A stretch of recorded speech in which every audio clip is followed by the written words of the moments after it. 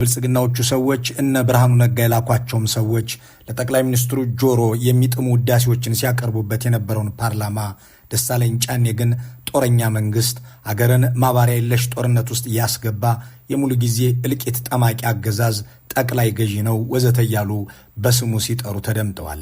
ይህ ጥያቄ ለጠቅላይ ሚኒስትሩ ተጽፎ ከደረሳቸው አንድ ሳምንት ያለፈው ቢሆንም እንደ አዲስ ሲሰሙት ግን መናደዳቸውን መደበቅ ተስኗቸው ታይተዋል። አገዛዛቸውን የሚፋለሙ ኃይሎችን ደግሞ በመተት እየተዋጉኝ ነው ብለዋል። ከጥቂት ዓመታት በፊት እሳቸውን ያሰማሩት የጥላቻ መንጋ በትግራይ የደረሰባቸውን ሽንፈት ለመሸፈን ጁንታው አንገታቸው ላይ መተት አስሮላቸዋል ይሉ ነበር። ዛሬ ደግሞ አማራና ኦሮሚያ ያሉትን ታጣቂዎች ጥይት እንዳይመታን ብለው የጅብ ቆዳ አስረዋል ብለዋል። ይህም ሳይበቃቸው የጅብ ግልገል ይዘው ሲጓዙ ታጣቂዎችን አገኘን ለምን ስንላቸው ጥይት እንዳይመታን አሉን በማለት ጉዳዩን ከጥንቆላ ጋር አያይዘው ሲናገሩ ተደምጠዋል። ከእርሳቸው ስልጣን መያዝ ወዲህ በአገሪቱ ያለውን እልቂት በማስመልከት ለቀረበላቸው ጥያቄ ሲያብራሩም ግጭት በአቤልና ቃየል ዘመን ጀምሮ የነበረ ነው በማለት በእሳቸው እንዳልተጀመረ አድርገው አብራርተዋል። ቀይ ባህር ከኢትዮጵያ ግዛት ከ30 ኪሎ ሜትር ርቀት ላይ እንደሚገኝ ያስታውሱት አብይ የራሳቸውን መጽሐፍ ገጽና ርዕስ እየጠቀሱ ስለ ቀይ ባህር ማሰብና መጽሐፍ የቆየ ተግባራቸው መሆኑን ለማስረዳት ጥረዋል። ከኤርትራ ጋር ለመዋጋትም ቅድመ ሁኔታ አስቀምጠዋል። በኢኮኖሚ አመጣሁት ያሉትን ለውጥ አፍሪካውያን የሚቀኑበት በኢትዮጵያም ታሪክ ታይቶ የማይታወቅ ብለውታል። ስለ ኢኮኖሚ ሲናገሩ የሚፈጥሯቸውን ቁጥሮች የሚሞግቱባቸውን አካላት ከመሪ በማይጠበቁ ቃላት ከሳቸው አንደበት ሲወጣ ግን በተለመደ ዘለፋ አጣጥለዋቸዋል። የትግራይ ጊዜያዊ መንግስት እንደ አዲስ እንደሚዋቀር ለዚህም አዋጅ እንደሚሻሻል ግለሰቦችም ተገምግመው እንደሚቀየሩ ተናግረዋል። አቶ ጌታቸው ረዳን፣ ጀነራል ታደሰ ወረደንና ጀነራል ጻድቃንንም ሲያመሰግኑ ተሰምተዋል። ከህወሓት ጋር እየተነጋገሩ መሆኑንም አንስተዋል። በዝርዝር እንመልከተው። የሙሉ ጊዜ ጦረኛና እልቂት ጠማቂ አገዛዝ እንዲሆን አድርጎታል። ብልጽግና ፓርቲ በሚከተለው ጠቅላይ አገዛዝ ወይም ቶታሊታሪያን ሊደርሺፕ ምክንያት ሰላም ከራቀን ከራረ። ግላጭ ስድብ አይፈቀድም። ፓርላማ ውስጥ ጦረኛ፣ ግጭት ጨማቂ፣ ጆሮ የሌለው ከሚል በላይ ስድብ ምን አለ? ባለፉት 6 ዓመታት በኦሮሚያ፣ በትግራይ፣ አማራና አፋር ዛሬም ድረስ ደግሞ በአማራና በኦሮሚያ ክልሎች በቀጠለው ጦርነት የድሃ አርሶ አደርና ከተሜው ልጆች በሁሉም በኩል እንደ ቅጠል እየረገፉ ነው። በእርሶና በእርሶ ፓርቲ ግንባር ቀደም ተዋናይነት የነበረውን የትግራይ ውጊያ ምን ነው የትግራይ ውጊያ ያሉት? አዝማች አልነበሩ እንደርሶ? በ2013 ያዘጋጁትን የእሳቸውን የምርጫ ድግስ አጅበው ፓርላማ ድረስ የሄዱላቸውን ሰዎች ሳይቀር እስር ቤት ያጎሩት ጠቅላይ ሚኒስትሩ ህዝቡም ሚዲያውም የሚያነሳቸውን ሐሳቦች ሲጠየቁ ስድብ ነው ብለው ይደመድሙታል። ይህንን ሲናገሩ ደግሞ የተንጠባጠቡ አጨብጫቢዎች አጅበዋቸዋል። አብይ ከዚህ ቀደም ባሉት ጊዜያት ስለ ጦርነት ማቆምና ሰላም ስለማምጣት በወንድማማቾች መካከል ያለን መተላለቅም ስለማስቀረት ሲጠየቁ ደጋግመው የሚመልሱት መልስ በኢህአዴግ ጊዜ ፌስቡክ ስላልነበረ ነው እንጂ ያኔም ሰላም አልነበረም፣ ንጉሱ በሰላም አገር ያስተዳድረበት ዘመን የለም፣ ደርግ 17 ዓመት ተዋግቷል፣ ግጭት በእኔ የተጀመረ አይደለም የሚል ነበር። በዛሬው የፓርላማ ውሏቸው ከኢህአዴግና ደርግ ንጉሱና ልጅ ኢያሱ ዘመን ወጥተው ወደ ብሉይ ኪዳን ዘመን ገብተዋል። ግጭት በእኔ አልተጀመረም፣ በወንድማማቾች መካከል መጋጨት የተጀመረው በአቤልና ቃየል ዘመን ነው በማለት የብሉይ ዘመንን አጣቅሰው ግጭትን ሩቅ አድርገው ከስተዋል። ግጭት ከሁሉም ኩነቶች በላይ ከሰው ልጅ ተፈጥሮ ጋር ከሞላ ጎደል እኩል የነበረ ነገር ነው። ሰው ተፈጠረ፣ ግጭት ጀመረ። ያው እንደምታውቁት በአቤልና በቃየል እንደጀመረው ማለት ነው። ከሰው ልጅ እድሜ ጋር ነው ግጭት የኖረው። የሰው ልጅ በብሉይ ዘመን ከነበረበት የሰላም እጦት ወጥቶ ዓለማዊ ዓለም ችግር መፍቻ ዘዴዎቹን አብጅቶና አብዝቶ አብዛኛው የዓለም ሕዝብ በሰላም በሚኖርበት በዚህ ወቅት እርስዎ የሚመሯት ሀገር ለምን ሚሊዮኖች የሚያልቁባት ሆነች? ዓለም ከአቤልና ቃየል ዘመን የበለጠ ስልጡንና ዘመናዊ ሆኖ ምድር ብቻ ሳይሆን ሰማይም ለሰው ልጅ ምቹ እንደሆን እየሰራ ባለበት በዚህ ወቅት እርስዎ ግን በጓንዴና ጎራዴ ጭምር ተዋግተ ስልጣን የናድን በድንጋይም ቢሆን ታንክ ማርከ ታጠቅ ያለ መንግስት መሪ መሆኑን መዘንጋቶ ለምንድን ነው? ከእርስዎ በፊት በየትኛውም ዘመን አጋጥሞ የሚያውቅ እልቂትስ በእርስዎ ዘመን መፈጠሩ ለምን ይመስልዎታል? ሰውን ከነነፍሱ ከማቃጠል በቢላ እስከ ማረድ ድረስ የሚጨክን የእህቶቹን ገላ ሳይቀር ጦር ሜዳ የሚያደርግ ሰራዊት ጠቅላይ አዛዥ መሆን አይረብሾትምን ብሎ የጠየቃቸው ግን የለም። ይልቁንም ሽፍታና ጽንፈኛ እያሉ የሚጠሯቸውን የአማራና የኦሮሚያ ታጣቂዎችን በመተትና በጥንቆላ የሚዋጓቸው መሆናቸውን በመግለጽ ሲናገሩ ተደምጠዋል። ትምህርት ምን ያደርግላቸዋል? የጅብ ቆዳ እጃቸው ላይ አስረው ጥይት አይመታንም ብሎ የሚታገሉ ሰዎች ትምህርት ምን ያደርግላቸዋል? በቅርቡ አንድ ቦታ ላይ የጅብ ግልገል ተሸክመው ሲሄዱ አገኘናቸው። ለምን ሲባል ጥይት እንዳይመታ ነው። እና እነዚህ ድንቁርና ጌቶች ትምህርት እንዳይስፋፋ በብዙ እየጎዱን ይገኛሉ። እንዲህ ያሉ ገለጻዎችን ከጥቂት ዓመታት በፊት በትግራይ ጦርነት ጊዜ ሲናገሩ የሚደመጡት መንጋዎቻቸው ነበሩ። ከትግራይ ተሸንፈው ከወጡ በኋላ እሳቸው ህዝቡ እንደ ህዝብ ወጋን ብለው ሲናገሩ፣ ደጋፊዎቻቸው ደግሞ ህዝቡ በጠቅላላ ከመዋጋቱ በተጨማሪ ጁንታው አንገቱ ላይ መተት አስሮ ልኮብናል ይሉ ነበር። ይህንን የጥንቆላ ነገር ዛሬ ጠቅላይ ሚኒስትሩ ራሳቸው ገብተውበታል።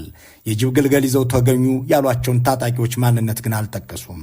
ታዲያ ብልጽግና ይህንን የመሰለ የፕሮፓጋንዳ መረጃ እንዴት በቴሌቪዥን ሳያሳየው በአክቲቪስቶቹም ሳያሰራጨው ቀረ?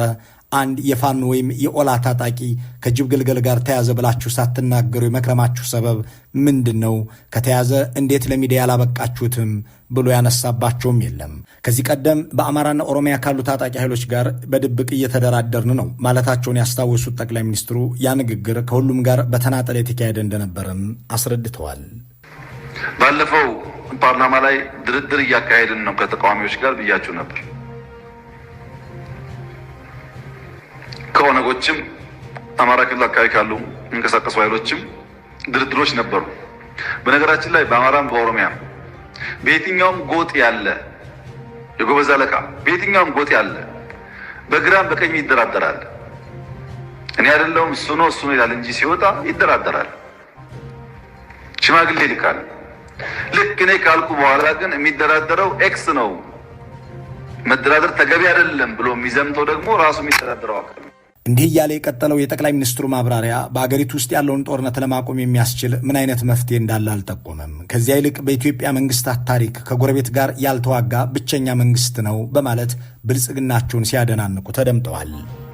በ100 ዓመት ጊዜ ውስጥ 7 ዓመት ሙሉ ከአንድም ጎረቤት ጋር ያልተዋጋ ብቸኛው መንግስት የኛ መንግስት ነው። ባለፉት 7 ዓመታት ከየትኛውም ጎረቤት ጋር አንድ ጥይት አልተኮስም። ግዴለዎትም ክቡርነቱ፣ እርስዎ ከጎረቤቶቹ ጋር የማይዋጉት ጎረቤቶቹ በኢትዮጵያና በህዝቦቿ ላይ እንጂ በእርስዎ ስልጣን ላይ አደጋ እንደማይጥሉ ስለሚያውቁ ነው። ከራማ እስከ ዘላንበሳ የገባው የሻዕቢያ ጦር ኢትዮጵያውያንን እያነቀ ወደ ሳዋ የሚወስድ እንጂ የሚወዱትን የ4 ኪሎ ቤተ መንግስት የሚነካ አይደለም። የፈረሰው የሱዳን መንግስት እንኳን በእርስዎ ግብዣ 50 ኪሎ ሜትር የአልፋሽጋን መሬት ወስዶ የጎንደርን አርሶ አደሮች ነቅሎ አባረር እንጂ የእርስዎ ስልጣን ላይ አንዲት ቃታ አልሳበም። የሶማሊያ መንግስት ታጣቂዎች ከምስራቅ ኢትዮጵያ ወጣቶችን አፍነው ወሰዱ እንጂ ወደ አዲስ አበባ አላቀኑም። አልሸባብ በታሪኩ ለመጀመሪያ ጊዜ 250 ኪሎ ሜትር ወደ ኢትዮጵያ ዘልቆ በፈጸመው ጥቃት የሞቱት ኢትዮጵያውያን እንጂ ስልጣኖ ተነክቶ ቢሆን ኖሮ ክተት መክታንክት ብለው እንደሚያዘምቱ ይታወቃል። አሁንም ክቡርነቱ ደቡብ ሱዳን አንድን ወረዳ ከነዋና ከተማው ስትጠቀልል የሚወዱትን ስልጣን አልጎነተለችም። እናም እርስዎ የሚዋጉት ለስልጣኑ እንጂ ለአገር ሉዓላዊነትና ለህዝቦች ደህንነት አይደለምና 7 ዓመት ሙሉ አገሩን ከሚወሩ አካላት ጋር አለመዋጋትን እንደ ስኬት አይቁጠሩት። አገርን መከላከል፣ ህዝብን ከጥቃት ማዳን የአንድ ኃላፊነት የሚሰማው ከስልጣኑም አብልጦ አገሩን የሚወድ መንግስት ግዴታ ነው። ይህ ግን እርስዎን የሚመለከት አልሆነምና አላደረጉትም የሚለውን አንስቶ የጠየቃቸው ባይኖርም አብይ የሚዋጉት ስልጣንን ለማዳን ወይም የስልጣን ምንጭ ግጭት ነው ብለው ስለሚያምኑ ነው የሚለው ግን አሁን አወዛጋቢነቱን ብዛም ነው። የኤርትራም ሆነ የሱዳን ወረራ፣ የደቡብ ሱዳን መምጣትም ሆነ የጅቡቲ ማጥቃት፣ የአልሸባብ ሽብርም ሆነ የሶማሊያ እገታ በኢትዮጵያውያንና በአገር ሉዓላዊነት ላይ የተሰነዘረ እንጂ ከአብይ ስልጣን ላይ አንዲት ጋት የመውሰድ ዓላማ አልነበረውምና እሳቸውን ከመንበር ዘንባባቸውን ከ4 ኪሎ የመንቀልም ዕቅድ አልነበረውምና የቱርክ ድሮን ወይም የሩሲያ ታንክ አልተተኮሰበትም። እነዚህ በጎጃምና በወሎ በሸዋና በጎንደር በወለጋና በባሌ ይከሰከሳሉ። አሁን ግን ስለ ቀይ ባህር ባወሩበት ንግግራቸው አንዳችም ዲፕሎማሲያዊ ግንኙነት ምንም አይነት የቴሌኮም መገናኛ ዘዴ ከሌላቸውና ለይቶላቸው ከተቆራረጡት የቀድሞ አለቆቻቸው የሻዕቢያ ባለስልጣናት ጋር ሊዋጉ የሚችሉበትን ቀዳዳ መኖሩን ጠቁመዋል። እንደ ሁልጊዜውና እንደሚጠበቀው ጦርነት አያስፈልግም፣ እኛ የመዋጋት ፍላጎት የለብንም ካሉ በኋላ ሁለት ወሳኝ ነጥቦችን አንስተዋል። አንደኛው በእኛ ተነሳሽነት የምንጀምረው ጦርነት የለም፣ ግን ተዘጋጅተናል የሚል ቅድመ ሁኔታ ሲሆን፣ ሁለተኛው ደግሞ ቀይ ባህርን መንካታችን አይቀርም፣ የቀይ ባህር ጉዳይ የህልውና ጉዳይ ነው የሚል ነው። የቀይ ባህር ጉዳይ ለኢትዮጵያ የህልውና ጉዳይ ነው። ምንም አይነት ትንኮሳ ከየትኛውም ወገን መኖር የለበትም። ትንኮሳ ካለ ምላሹ ከፍተኛ ስለሚሆን ማንም ደፍሮ አይሞክረንም። በቂ ዝግጅት ስላለ የምንዘጋጀው ግን ውጊያ ለማስቀረት ስለሆነ በእኛ ኢኒሼቲቭ ከማንም ጋር የመዋጋት ፍላጎት የለንም። ይህ ዓለም አንድ ግለሰብ ኩባንያ ማርስ ላይ ወጣለሁ የሚልበት ማርስም ወጥቼ ወርሳለሁ የሚልበት ዓለም ውስጥ እየኖር 30 እና 40 50 60 ኪሎ ሜትር ያለችን ቀይ ባህር ለመንካት አናልምም ማለት የሚቻል አይመስለኝም። በእኛ ተነሳሽነት ጦርነት አንጀምርም ማለቶ ምንድን ነው ክቡርነቱ? የኢሮብ ወጣቶች እየታፈሱ የኤርትራ ወታደር እንዲሆኑ ሳዋ ከመላክ በላይ የኢትዮጵያን ግዛት 50 ቀበሌዎችና 80 ኪሎ ሜትር ጠቅልሎ ከመውሰድም በላይ ሻዕቢያ ምን ያድርግ ነው? ወይስ የእኛ ጉዳይ ራማና ዛላምበሳ ሳይሆን ቀይ ባህር ነው? እናም ሰተት ብለን ወደ አሰብ ስንሄድ የሚዋጉን ከሆነ እንዋጋለን ማለት ሆነው ብሎ የሚሞግት ሰው ያልገጠማቸው አብይ ስለ ቀይ ባህር ስጽፍ ነበር በማለት የራሳቸውን መጽሐፍ እያጣቀሱ ተናግረው ወደ ጠቀሱት ባህር ካለ ጦርነት እንዴት እንደሚገባ ግልጽ ያለ ነገር ሲያስቀምጡ አልፈዋል። በዚያ በኩል አገሮቹ ከባህር ክልላቸው ሊሰጡ ወይም ሊሸጡ ፍላጎት ከሌላቸው ይህንን የህልውና ጉዳይ ነው የሚሉትን አጀንዳ እንዴት ያስፈጽሙታል ለሚለው ሐሳብም ማብራሪያ አላቀረቡም። ስለ ትግራይ ክልል አሁናዊ ሁኔታ የተቆጠበ ማብራሪያ የሰጡት ጠቅላይ ሚኒስትሩ የክልሉ ፖለቲካዊ ትርምስ የተመቻቸው ይመስላል። አቶ ጌታቸው ረዳ የቻይናውን ሰንዙን ጠቅሰው እንደተናገሩት አብይ ሳይዋጉ እያሸነፉ ያሉትን የትግራይን ፖለቲካዊ ትርምስ እየተዝናኑበት ይመስላል። እናም አንዳች ለሳቸውም ሆነ ለስልጣናቸው የሚያሰጋ እንቅስቃሴ ከትግራይ አካባቢ ሲያስተውሉ የፊታቸውን ሜካፕ እስኪለቅ ድረስ ተበሳጭተው ሲወራጩ የሚታወቁት እኒያ ጠቅላይ ሚኒስትር አብይ አሁን ተረጋግተው ምላሽ ሲሰጡ ያስተዋለ ማንም ሰው የክልሉ ሁኔታ ምቾት እንደሰጣቸው መረዳት ይችላል። እንዳም ሆኖ የጊዜያዊ መንግስቱ የሥራ ዘመን ማብቃቱን የጊዜያዊ መንግስቱም እንደ አዲስ እንደሚቋቋም ግለሰቦችም እንደሚነሱ ጠቁመዋል። ፕሬዝዳንት ጌታቸው ረዳ በምክትል ፕሬዝዳንት ታደሰ ወረደና ጻድቃን ገብረትንሳኤ የሚመራው አድሚኒስትሬሽን 2 ዓመት ተጨማሪ ጦርነት እንዳይፈጠር 2 ዓመት ያሉ ጥያቄዎች በንግግር እንዲመለሱ ከፍተኛ ጥረት አድርገዋል። ምንም እንኳን ቀድሞ በነበረው ውጊያ ብንወቅሳቸውም ላለፉት 2 ዓመታት በሰጡት አመራር ግን ማድነቅ ማመስገን እንፈልጋለን። ተጨማሪ ውጊያ እንዳይነሳ ሙከራ አድርገዋል። ጥሩ ነገር ነው እሱ። ያ የሰጠናቸው የ2 ዓመት ጊዜ አልቋል። አሁን ስላለቀ የህግ ማሻሻያ የሚፈልግ ጉዳይ አለ።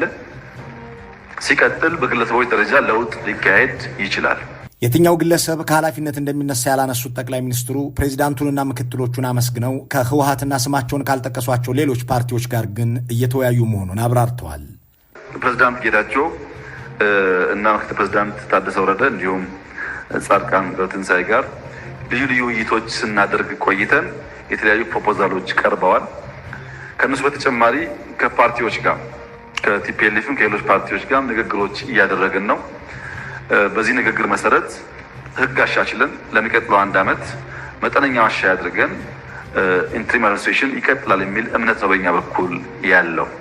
ኢንትሪም አድሚኒስትሬሽኑ እስከሚቀጥለው ምርጫ ድረስ ስራውን እየሰራ ህዝቡን ለምርጫ ማዘጋጀትና ህዝቡን የስልጣን ባለቤት የማድረጉን ፕሮሰስ ማረጋገጥ ይጠበቅበታል። ከአንድ ሳምንት በፊት የተነበበውና የጠቅላይ ሚኒስትሩን ውሸት በሳተላይት መረጃ የሞገተው ዘኢኮኖሚስት መጽሔት አብይ 23 ሚሊዮን ቶን ስንዴ አምርቻለሁ ቢሉም እነዚህ ቁጥሮች መሬት ላይ የሉም፣ ትክክለኛው አሃዝ 5.8 ነው በማለት በባለሙያዎችና በሳተላይቶች መረጃ አስደግፎ አውጥቶ ነበር። የዛሬው የጠቅላይ ሚኒስትሩ የፓርላማ ማብራሪያ የጀመረውም ይህንን ሐሰተኛ መረጃ ያወጡባቸውን አካላት በማጣጣል ነው። ዛሬም ከአፍሪካ አንደኛ ስንዴ አምራች ሆነናል የሚለውን ውሸትም በድጋሚ ተናግረውታል። ይህንን ሐሰተኛ መረጃቸውን የሚያጋልጡባቸውን አካላት ደግሞ ለጆሮ በማይጥሙ ከመሪም በማይጠበቁ ቃላት አጣጥለዋቸዋል። ዛሬ ኢትዮጵያ በአፍሪካ ከፍተኛው ስንዴ አምራች ሀገር አድርጓታል። ይህ ጉዳይ የሚያማቸው፣ የሚያቀረሻቸው፣ የሚያቃጥላቸው ሰዎች ያሉ ቢሆንም እውነታው ይሄ ነውና መዋጥ ይኖርበታል። በአፍሪካ አንደኛዋ ስንዴ አምራች ኢትዮጵያ ናት ዛሬ። ጠቅላይ ሚኒስትር አብይ ካዛንቺስ የሐሺሽ መንደር ነበር በማለት አሁን ግን ያንን በማፍረሳቸው ሊደነቁ እንደሚገባ፣ አፍሪካውያን መሪዎች ልምድህን አካፍለን እያሉ እንደሚጠይቋቸው፣ ኢትዮጵያውያን እንደማያደንቋቸው፣ ኢትዮጵያ ውስጥ ያለው እድገት በየትኛው መንግስት ዘመን ታይቶ የማይታወቅ መሆኑን በማንሳት እኔን ለምን አታደንቁኝም የሚለውንም ወቀሳ ለእነዚሁ የፓርላማ ሰዎቻቸው ሲያቀርቡ ተስተውለዋል። ባለፉት ዓመታት 167,000 ቤት በአዲስ አበባ ሰርተናል ብለዋል። እነዚህ ቤቶች የት ነው ያሉት? ከቤቱ ሲነቀል እንጂ ቤት ሲታደል የታየ ሰውስ አይለም። በዕጣ ቤት ሲደርሰውስ የታየ ማን ነው የሚል ጥያቄ ባይኖርባቸውም አንድም ሰው ያለ ካሳ አልተፈናቀለም በማለት ተናግረዋል።